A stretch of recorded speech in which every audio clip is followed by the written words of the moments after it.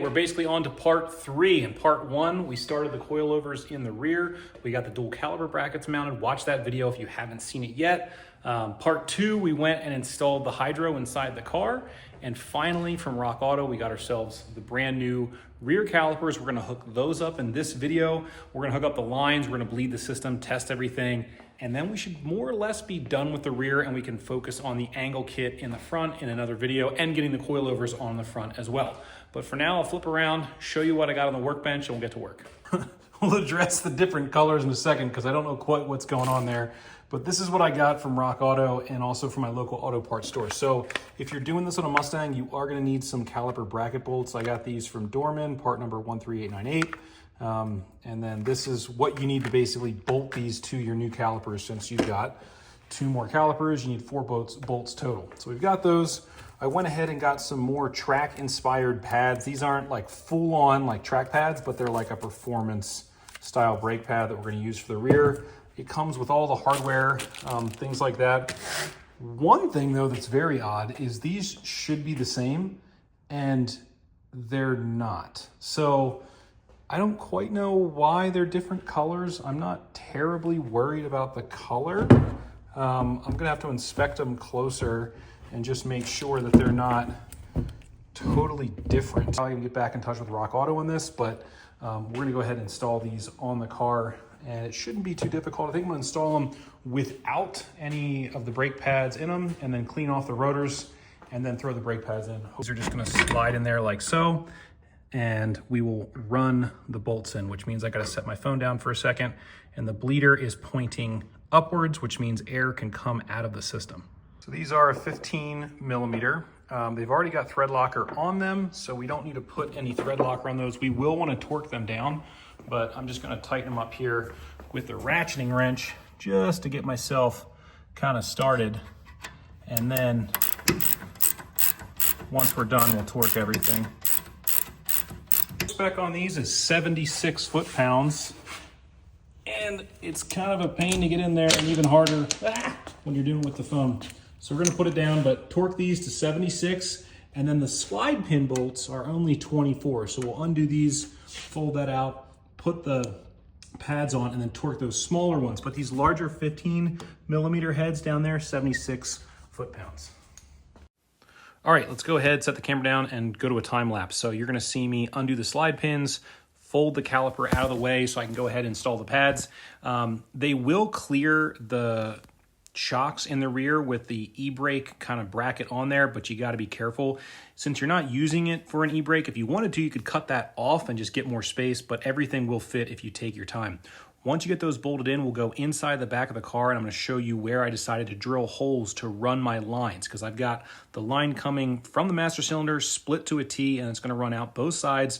You don't want it to interfere with anything, and I think this actually works out very well. In our incision, we've got our grommet, and right down here is where we're going to make our tie-in point. We've got our bleeder up top.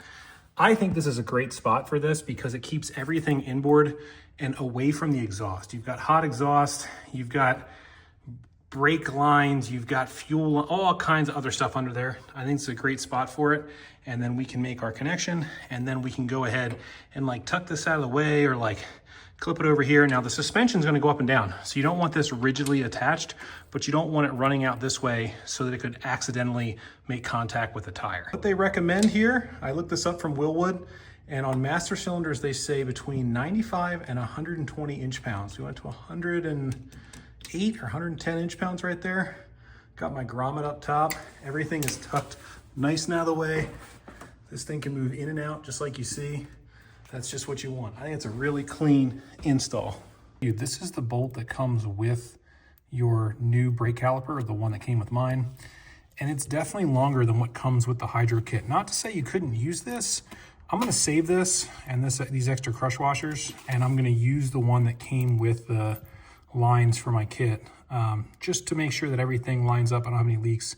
So we'll go install this on the other side, and then we'll probably hop inside the car and show you how we fasten everything down and then how I'm gonna bleed the system. Got my money back here, and it's run down into, pardon all this hose, I don't like to cut it because I might need it for something. It's run to a T, and each T is run to the bleeder. So I think what I'm gonna do is first go inside the car, fill up the master cylinder with fluid, crack the bleeders open, and then just kind of see what happens. Do I get any gravity drainage? No, yes. It's a very small reservoir in here. So I'm gonna have to be very careful that I don't run that dry.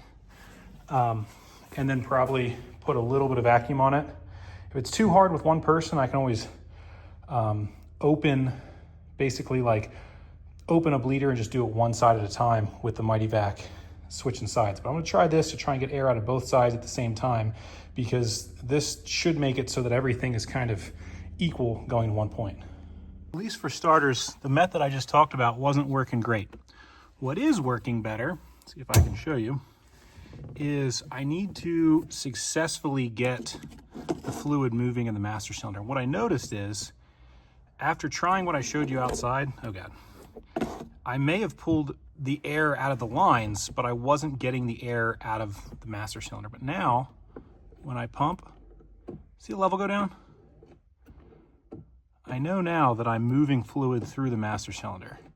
The bleeders are closed, so I'm gonna keep doing this until I don't get any more change, and then I'm gonna go to the back and try and get the air out of the back. Now, it's possible that I already got the air all out of the system and now I'm just moving fluid, which would be great, but I'm not sure. Don't forget, you gotta fill up. As I suspected, the level stopped going down. I came over here, and since I can only do one side at a time, pump, pump, pump, pump, pump, open the bleeder, and I'm starting to get fluid coming out of here, which tells me that I've gotten most of the air out of the lines, but I still need to get the air out of each side. So I've done this one. I'm gonna hop over the other side. They're teed together, so I'm pulling vacuum at both times, but the bleeder's closed. But if there's any leak by, it should be pulling it out. But we're gonna hop over there, we're gonna do the other side, and I think we're making progress. Oh, and after doing that, I came back up here, and the level started going down when I was pumping again. So I had to fill it back up, pump some more, and once I pumped some more, the level went down, then it stopped, which tells me I've got as far as I can go. There's probably more air in that side, but we're gonna hop over to the other side and try and do them sort of in unison. So with the method I just described, I got it bled. Now I need an extra set of hands out here to really see if it's truly bled, and what I wanna do next is have somebody pull the handle while I open a bleeder and see if it shoots fluid out. Everything where it needs to be. Okay, go ahead and pull it. Okay. Tell me when you're holding. Hold.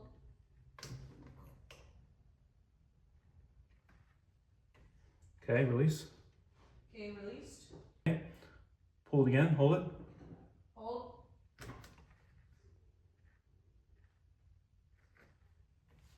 Release.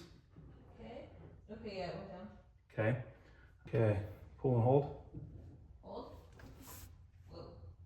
Okay. Release. Release. Okay, tell me what happened. Why'd you say whoa? It just went back way further than the other time. Cool, that's good. Okay. How are we doing on fluid?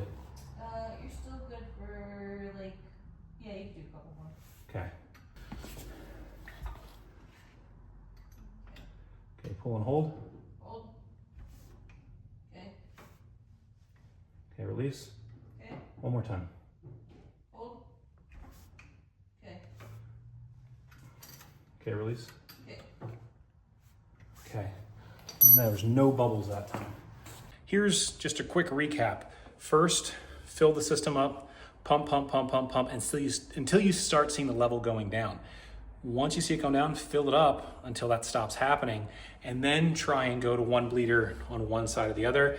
Eventually you'll start getting bubbles out. I started getting bubbles out on the driver's side first, but it's probably just because I started on that side, and then eventually I got them on the passenger side. And when you see bubbles, I didn't actually see the fluid level drop, but when I would pump again, then it would, which tells me there was air in the system and I'm getting all that air out. Now I'm at the point where basically the level doesn't go down when I pump it all, and I'm not getting a huge stream of fluid out of each side. So I think the next step is gonna have to be to actually have somebody pull and hold it and open a bleeder. So it's a two-man job really now, unless you had a better bleeding system. But I think if I were to try and turn the rear axle and have somebody pull the brake, I bet you now it would stop. I did most of this by myself, and then the next steps, you're probably gonna need a helper, but it's really not as bad as people say.